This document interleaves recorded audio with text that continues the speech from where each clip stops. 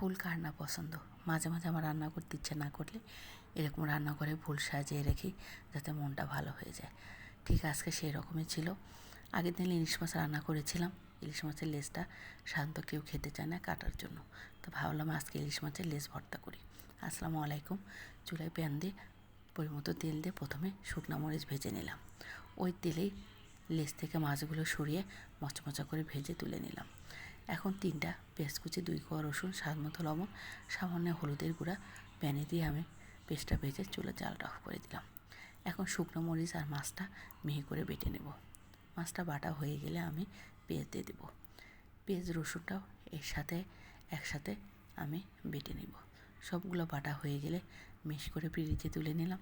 হয়ে গেল আমার ইলিশ মাছের লেজ ভর্তা। আমার রান্নাগুলো যদি আপনাদের কাছে ভালো লেগে থাকে please follow, like, comment, share দিয়ে পাশে থাকবেন। ধন্যবাদ সবাইকে।